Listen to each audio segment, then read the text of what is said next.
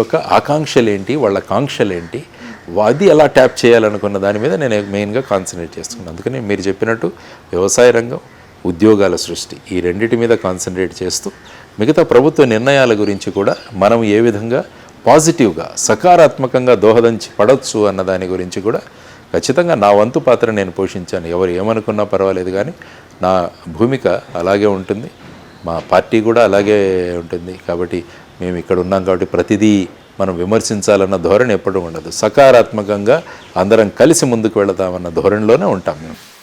Sir, Chandrababu గారిని last time ఎప్పుడంటే కలిసారు మీరు? లాస్ట్ కలిసిన సందర్భం 2 సార్లు కలిశాను వారిని ఇప్పటి వరకు. ఒకసారి తితిలి తుఫాన్ అప్పుడు కలిశాను. తితిలి తుఫాన్ సందర్భంగా ఆ సమయంలో నేను ఒక దత్తత తీసుకున్న గ్రామాల్లో నేను 3 రోజులు ఉన్నాను అక్కడ. తుఫాన్ జరిగినప్పుడు ఆ ప్రాంతంలో తిరిగి ఆ ప్రాంతం మళ్ళీ, ఎందుకంటే చాలా నష్టం సంభవించింది శ్రీకాకుళం జిల్లాలో. అనేక జీడి, మామిడి చెట్లు ఇవన్నీ కూడా పడిపోయాయి, కొబ్బరి చెట్లు పడిపోయాయి. దాంతో ఏ విధంగా ఈ వీళ్లకు మనం ఉపయోగపడవచ్చు అన్నది ఒక లెటర్ తయారు చేసి వాళ్ళకు నేను పలాసలో ఇచ్చాను. పలాసలో వారు ఉన్నప్పుడు వెళ్ళి ఇచ్చాను. అది మొదటిసారి నేను కలవడం చంద్రబాబు గారిని. రెండవసారి మా అమ్మాయి పెళ్లి గురించి ఇన్విటేషన్ ఇవ్వడానికి వెళ్ళాను. వారు మా అమ్మాయి రిసెప్షన్ కూడా వచ్చారు. సో ఈ 2 సార్లు మాత్రమే కలవడం జరిగింది. సార్, ఇప్పుడు దత్తత తీసుకున్నాను అన్నారు కదండి, ఏ గ్రామం అండి అది? సహలాల పుట్టుగా అని మన కవిటి మండలం, శ్రీకాకుళం జిల్లాలో. అది ఉద్దానం ప్రాంతం. అది ఉద్దానం ప్రాంతం. తర్వాత వచ్చేసి అక్కడ ఈ కిడ్నీ వ్యాధులు ఇవన్నీ కూడా ఎక్కువ ఉన్నాయి కాబట్టి అక్కడ మా ఫౌండేషన్ తరపున కొద్దిగా పని చేశాము అక్కడ. కాబట్టి ఆ తితిలి తుఫాన్ అప్పుడు నేను అక్కడ 3-4 రోజులుండి ఆ ప్రాంతం ఎలా మనం బయటికి తీసుకురావాలన్న ప్రయత్నాలు చేశాం. ఆ సందర్భంగా చంద్రబాబు గారిని కలవడం జరిగింది. పవన్ కళ్యాణ్ గారిని ఇంకా బయటకు వచ్చేసిన తర్వాత కలవలేదు కదండి, అదే ఆఖరండి? పెళ్ళి ఐ థింక్ రిసెప్షన్ కానీ ఎంగేజ్మెంట్ అప్పుడు కలిశాను ఒకసారి. బయటకు వచ్చిన తర్వాత కలిసాం, మాట్లాడుకున్నాం. ఓకే, ఏం మాట్లాడుకున్నారు సార్? అంటే రాజకీయాలేనా లేకపోతే ఫార్మల్గా అండి? ఎలా ఉన్నారు, బాగున్నారా, ఎలా ఉన్నారు, అంతే. ఆ విధంగా జస్ట్ ఒక 5 minutes కలిసాం. ఓకే ఓకే ఓకే సార్, ఇప్పుడు ఎలక్షన్లు అనగానే చాలాసార్లు ఎగ్జిట్ పోల్స్ విషయంలోని సెఫాలజిస్టులు వీళ్ళందరూ పుట్టుకుని వస్తుంటారు. ఎలక్షన్ అనగానే ఒక అతిపెద్ద, ప్రపంచంలోనే మన భారతదేశంలో ఉన్న అతిపెద్ద పండుగని లాస్ట్ టైం మీరే అన్నట్టున్నారు. అవును. సెఫాలజిస్టులు వీళ్ళందరూ వస్తూ ఉంటారు, రకరకాల ఎగ్జిట్ పోల్స్ ఇచ్చారు. ఈసారి ఎగ్జిట్ పోల్స్ చాలా మటుకు పాత గవర్నమెంట్ వైసీపీ ఎలాగైనా ఇక్కడ ఫామ్ చేయబోతుందన్నారు. కొన్ని ఎగ్జిట్ పోల్స్ ఏంటంటే టీడీపీకి వచ్చే అవకాశం ఉందని కూడా అన్నారు. అప్పుడు పరస్పర ఆరోపణలు కూడా జరిగాయి. అది పేడ్ అంటే ఇది పేడు, ఇది పేడ్ అంటే అది పేడ్ అని రకరకాలుగా. వీళ్ళ మధ్య ఒక మెగాస్టార్ వచ్చాడు, కేకే, కిరణ్ కొండేటి అనే ఒక వ్యక్తి. కేకే అనే కూడా ఆయన 151 అని చెప్పారు. ఎస్, అవునండి, 2019లో చెప్పారు. ఈసారి 161 అన్నట్టుగా ఉంది. 161, 3 పెరిగాయి, 3 పెరిగాయి. సార్, ఆయన 2019లో చెప్పినప్పుడు అంటే టీడీపీ పార్టీ 20 సీట్లకి కన్ఫైన్ కాబోతుంది, వైసీపీ 151 సంథింగ్ ఏదో రాబోతుందని చెప్పినప్పుడు చాలామంది విమర్శించారు. అట్లాగే ఇప్పుడు 161 చెప్పారు టీడీ. యాక్చువల్గా ఆయన చెప్పిన ఒక అద్భుతమైన విషయం ఏంటంటే అండి, జనసేన పార్టీ 21కి 21 గెలుచుకోబోతుంది, వైసీపీకి ప్రతిపక్ష హోదా రాదు. ఇవన్నీ ఆయన చెప్పినవండి, ఆ రోజు చెప్పారు. అలాగే కూటమి 161 సీట్లు గెలుచుకోబోతుంది అన్నారు. ఇప్పుడు ఒక 3 సీట్లు ఎక్స్ట్రా గెలుచుకుంది, 164. సో ఆ వ్యక్తి అంటే అవన్నీ మీరు చూసే ఉంటారు, మీరు కూడా గమనించే ఉంటారు. దాన్ని పరిశీలిస్తే ఏమనిపించిందండి ఆయన కోసం కానీ, లేకపోతే ఆ విశ్లేషణ కోసం?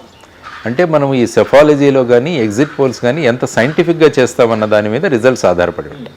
ఎందుకంటే ఈ ఎగ్జిట్ పోల్ చేసేవాళ్ళు ఎవరు కూడా ఎంతమందిని మేము అడిగాము, మా శాంపుల్ సైజ్ ఎంత, పార్లమెంట్ నియోజకవర్గంలో ఎంతమంది మహిళలు, ఎంతమంది పురుషులు, తర్వాత ఎంతమంది యువతరం, ఆ తర్వాత అర్బన్ ఎంత, రూరల్ ఎంత, ఈ స్టాటిస్టిక్స్ ఎవరు ఇవ్వరు.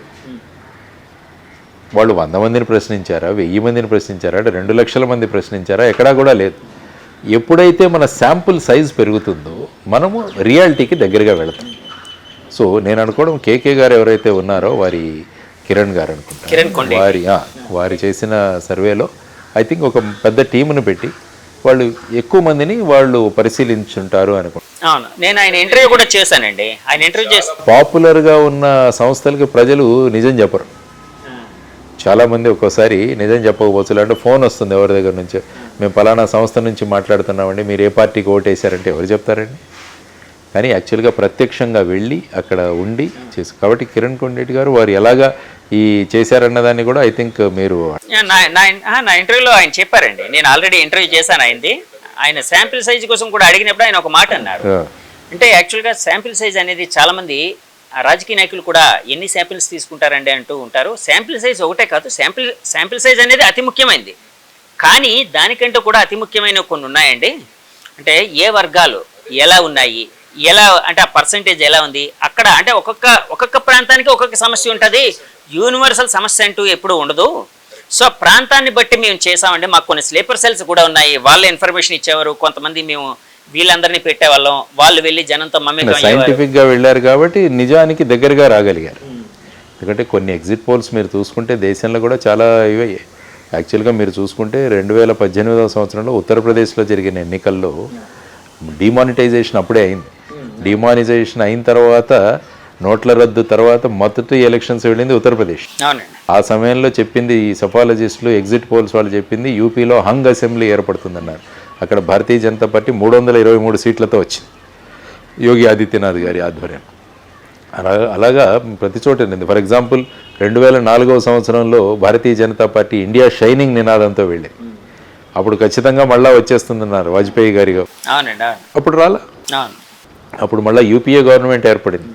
కాబట్టి ఏమవుతుందంటే మీరు అన్నట్టు ఇది సైంటిఫిక్ బేస్. ఎంత ఏ నియోజకవర్గాలు ఏ సమస్యలు ఎటువంటి ఎవరిని మనం ప్రశ్నించాం వీటన్నిటి మీద రియాలిటీ దగ్గరికి వెళుతూ ఉంటాం. కానీ అల్టిమేట్గా ఎగ్జిట్ పోల్స్ ఉపయోగము ఎంతవరకు ఉంటుందన్నది కూడా మనం చూస్తే చాలామంది ఈరోజు ఎవరో 30 కోట్ల బెట్టింగ్ పెట్టి ఆత్మహత్య చేసుకున్నాడని నేను పేపర్లో చదివాను. ఈ గత ప్రభుత్వం మళ్ళా వస్తుందని చెప్పేసి బెట్టింగ్ పెట్టి ఒక వ్యక్తి 30 కోట్లకు బెట్టింగ్ పెట్టి అది చేయలేక ఆత్మహత్య చేసుకున్నాడు. కాబట్టి ఎగ్జిట్ పోల్స్ అల్టిమేట్గా దేనికి ఉపయోగపడుతున్నాయి? ఎందుకంటే వెయిట్ చేయాలి, వెయిట్ చేసిన తర్వాత రిజల్ట్స్ వస్తాయి. ఆ లోపల మనకి ఉన్న ఆతృత ఏమైపోతుందో అన్న దీంతో ఎగ్జిట్ పోల్స్ అన్సైంటిఫిక్గా చేసే. అంటే మన రాష్ట్రం అభివృద్ధి పదంలో వెళ్ళడానికి కేంద్ర సహకారం అవసరమని ఫస్ట్ నుంచి అందరూ, అంటే చంద్రబాబు నాయుడు గారు అదే చెప్తున్నారు. అసలు బీజేపీతో జత కట్టడానికి కారణమే అదని చెప్పారు ఆయన. ఎందుకంటే రేపు పొద్దున మనం వస్తే వాళ్ళు సహకారం ఉంటుంది, సో రాష్ట్రాన్ని ముందుకు తీసుకుని వెళ్ళొచ్చు అని. అంటే రాష్ట్రం అభివృద్ధి చెందడానికి ఈ ముగ్గురు కాంబినేషన్, అంటే త్రిమూర్తుల కాంబినేషన్ అనుకోవచ్చు. ఫర్ ఎగ్జాంపుల్ అంటే నేను అంటున్నానండి, చంద్రబాబు గారు, పవన్ కళ్యాణ్ గారు, మోదీ గారు త్రిమూర్తులు అనుకోండి. ఫర్ ఎగ్జాంపుల్ ఈ కాంబినేషను ముందుకు బాగా వెళ్ళడానికి, రాష్ట్రం అభివృద్ధి చెందడానికి చంద్రబాబు గారు ఇమ్మీడియట్గా ఎలాంటి సమస్యల మీద, ఎలాంటి పరిస్థితుల మీద ఫోకస్ చేస్తే బాగుంటుందని మీ ఆలోచన? ఏది ఏమైనా కూడా రాష్ట్ర అభివృద్ధి అన్నది చాలా ముఖ్యం. అంటే రాష్ట్రాన్ని పెద్ద పెట్టున అభివృద్ధి ఎలా చేయాలి అన్న దాని మీద మనం తీసుకురావాలి. దానికి ఏ రాష్ట్రమైనా ఇప్పుడు అభివృద్ధి చెందాలి అంటే పెట్టుబడులు, ఇదే one of the bottom lines. తర్వాత మంచి లా అండ్ ఆర్డర్ ఏర్పాటు చేయడం. ఏ రాష్ట్రంలో అయితే లా అండ్ ఆర్డర్ బాగుంటుందో ఆ రాష్ట్రంలో పెట్టుబడులు బాగా వస్తాయి. ఇప్పుడు బీహార్లో ఎవరు కూడా పెట్టుబడులు పెద్దగా పెట్టడానికి ఇంతకుముందు అనుకూలత ఉండేది కాదు. ఎందుకంటే అక్కడ ప్రైవేట్ ఆర్మీలు, ఈ సినిమాల్లో చూపించినట్టు ఈ రైఫిళ్ళు తీసుకొని వెళ్ళడం, ఇలా చేస్తే ఏ పెట్టుబడిదారు అక్కడికి వెళ్తాడు? ఏ మనం పెట్టుబడి పెట్టే ఇన్వెస్టర్ అక్కడికి వెళ్తాడు? అదే గుజరాత్, మహారాష్ట్ర చూడండి, ప్రతి ఒక్కరు అక్కడికే తీసుకెళ్తారు. ఎందుకంటే అక్కడ శాంతి భద్రతలు బాగుంటాయి. కాబట్టి ఈ రాష్ట్రంలో శాంతి భద్రతల పరిరక్షణ అన్నది నెంబర్ 1 ప్రయారిటీలో చంద్రబాబు గారు తీసుకెళ్ళారు. శాంతి భద్రతల కోసం మినిస్టర్ పెద్ద ముఖ్యం కాదు, మనం వేస్తున్న అధికారులు, డీజీపీ ఎవరు, కమిషనర్ ఆఫ్ పోలీస్ ఎవరు, సూపరింటెండెంట్ ఆఫ్ పోలీస్, ఎస్పీస్ ఎవరు, తర్వాత పోలీస్ స్టేషన్ ఇన్ఛార్జీలుగా, ఎస్హెచ్ఓలుగా, సిఐలుగా ఎవరిని ఏర్పాటు చేస్తున్నాం, వీటిని జాగ్రత్తగా మనం వేసుకుంటే చాలు. అంత పెద్ద మినిస్టరు పెద్ద ఇట్ ఈజ్ ఇమ్మెటీరియల్.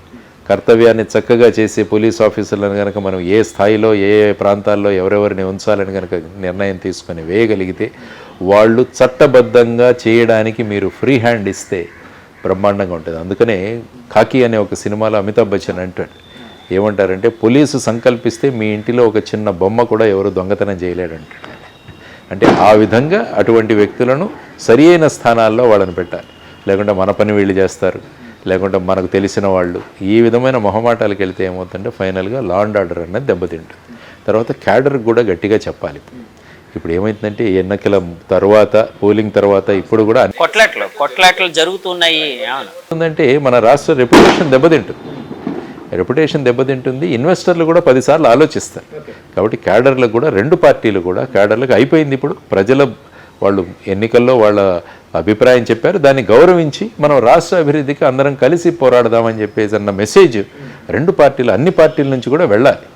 లేకుంటే ఏముందంటే ఈ కక్షలు, కార్పణ్యాలు, ప్రగలు, ప్రతీకారాలు తీసుకుంటూ వెళ్తుంటే రాష్ట్రం యొక్క రెప్యుటేషన్, రాష్ట్రం యొక్క పేరు పాడైపోతుంది. కాబట్టి అది కూడా చేయాల్సిన చాలా ముఖ్యం. కాబట్టి లా అండ్ ఆర్డర్, ఇన్వెస్ట్మెంట్ ఎలా తీసుకురావడం, కేంద్రం నుంచి ఏ విధంగా అభివృద్ధి కోసం మనకు ప్రత్యేక ఫండ్స్ ఎలా తీసుకురావడం, ప్రత్యేక హోదాని ఏ విధంగా తీసుకురావడం, విభజన హామీలను ఎలా పూరించడం, ఇవన్నీ కూడా చేసుకుంటూ వెళుతూ మనం కనుక అభివృద్ధి దిశగా ముందుకు వెళ్ళగలిగితే మనకున్న పొటెన్షియల్ ఈ యువతరాన్ని సక్రమంగా మనం ఎలా ఉపయోగించుకోవాలన్న దాని మీద కేంద్రీకృతం చేయగలిగితే, వ్యవసాయాన్ని లాభసాటిగా చేసే విధంగా మనం ముందుకు వెళితే ఖచ్చితంగా రాష్ట్రం ముందుకు వెళుతుంది. ఆ దిశగా వారు అనుభవజ్ఞులు కాబట్టి ఈ విషయాల మీద ఖచ్చితంగా వారు కాన్సన్ట్రేట్ చేస్తారు అన్నది నేను. అందుకనే మొదటిది మెగా డిఎస్సి మీద సంతకం పెడతారన్నట్టుగా వారు చెప్పారు.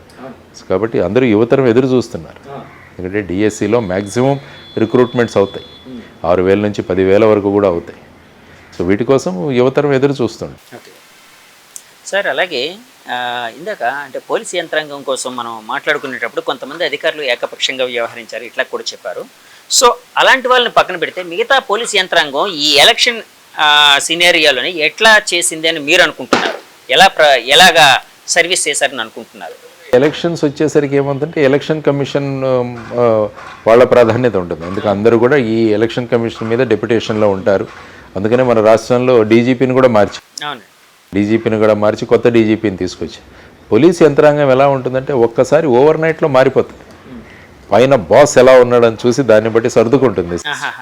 కాబట్టి అందుకనే చెప్పాను, మంచి వ్యక్తుల్ని తీసుకొచ్చి డ్యూటీని క్రమబద్ధంగా చేసే వాళ్ళని తీసుకొచ్చి ఆయా పొజిషన్లో పెడితే ఆటోమేటిక్గా డౌన్ ది లైన్ మెషినరీ తనంతకు తానే సర్దుకుంటుంది. కాబట్టి అది అందువల్ల ఎవరైనా కొంతమంది అధికారులు ఆ పార్టీ కొమ్ము కాచారు, ఈ పార్టీ కొమ్ము కాచారు అన్న వాళ్ళ మీద కూడా చర్యలు తీసుకోవడం జరిగింది.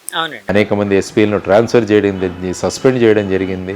ఆ తర్వాత సిఐలు వీళ్ళని కూడా సస్పెండ్ చేయడం జరిగింది. ఇవన్నీ కూడా జరిగాయి.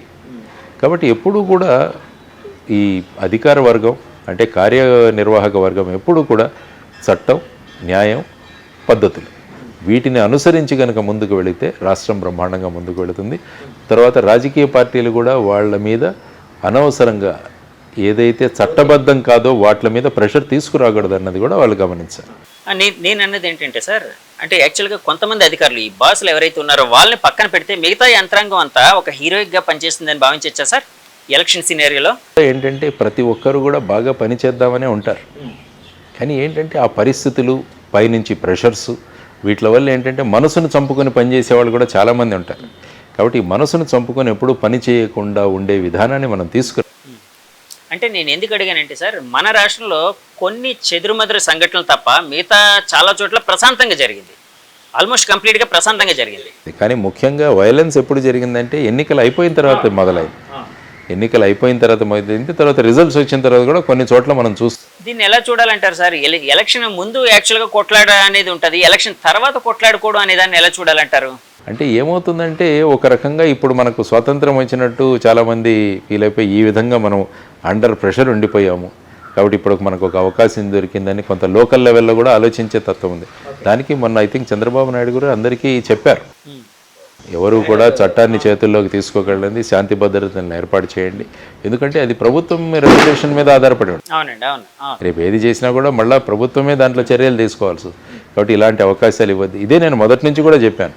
అన్ని పొలిటికల్ పార్టీల లీడర్స్ కూడా వాళ్ళ క్యాడర్కి, శ్రేణులకి చెప్పాలి, ప్రజల యొక్క అభిమతాన్ని మనం స్వీకరిద్దాం, ఎటువంటి విధంగా దుర్మార్గాలు చేయొద్దని చెప్పాల్సిన బాధ్యత వాళ్ళందరి మీద ఉంది. సార్, ఓటమి తర్వాత జేడీ లక్ష్మీనారాయణ గారు ఏ విధంగా మారబోతున్నారు, ఏ పాఠం నేర్చుకున్నారు? ఎలక్షన్ ఓటమి అంటున్నాను నేను, ఓటమి అంటే నా ఉద్దేశం ఎలక్షన్ ఓటమి. అంటే ఎలక్షన్లో ప్రస్తుతం అనేక విషయాలు నేర్చుకున్నాను నేను. యాక్చువల్గా క్యాంపెయినింగ్ ఎలా ఉంటుంది, ఎందుకంటే మేమంతా కూడా డోర్ టు డోర్ క్యాంపెయినింగ్ చేశాం. ఇక్కడ మీరు చూస్తుంటే ప్రతి ఇంటికి నేను వెళ్ళడానికి ప్రయత్నం చేశాను, మా అభ్యర్థులు కూడా వెళ్ళారు. ఆ తర్వాత ఏంటంటే మేము తెలుసుకున్నది ఏంటంటే ప్రధానంగా పోటీ ఎప్పుడు కూడా రెండు పార్టీల మధ్య ఉంటుంది.